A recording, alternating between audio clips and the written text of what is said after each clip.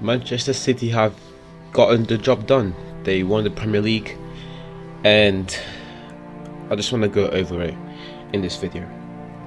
I made a video on the weekend explaining how Liverpool and City have done well to get to this point in the season where they are both battling out for the last game. And for that reason, this 2021-2022 Premier League season has been one of the best seasons in quite some time. Another thing I mentioned was I also talked about the Serie A and how that has also been very exciting. But in that video, I also said something along the lines of Manchester City have to win this title, because if they don't, Liverpool are going to have the opportunity to do something extremely incredible, which will probably have them become, if in the eyes of those that do not believe so, the undisputed greatest club in England. Liverpool had already won the Carabao Cup and the FA Cup, so winning this Premier League title would mean that there would be one Champions League away from doing something that hasn't been done yet in English football. And although this would be good news, excellent news for Liverpool, it would not be good news for the rest of the league.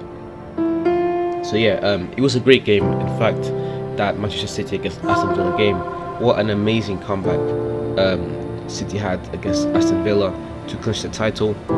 Again, this is going to go down as one of the greatest Premier League seasons of all time, especially over the last few years. I want to give some props to Liverpool as well, as this team never gave up. It was down to the last game. They did have a few hiccups during the middle of the season, dropping points that they should have done.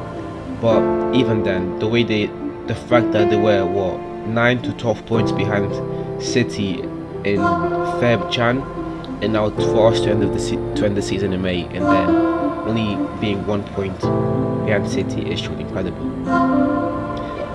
This video is titled City have gotten the job done, but I also want to talk about the other teams and how the other things have planned out in the Premier League, mainly the rest of the top 6. Chelsea, they finished third. It was a season where I don't want to downplay their third place, but it's been a season where their performances have not been as consistent as you would like, as a team aspiring to win the title would have. But nonetheless, they have done well to finish third. Tottenham, it's been a hectic season for Tottenham, but now that season's over, I think that the appointment of Conte has been justified. Tottenham have gotten the Champions League football that they desired so much, and it's deserved. This team has done well to get to where they are now, especially considering how awful last season was.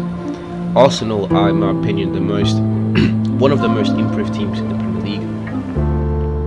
The fact that they managed to finish 5th after finishing 8th back-to-back, and after having an awful start to the season where some people were calling for Arteta to be sacked, is again incredible.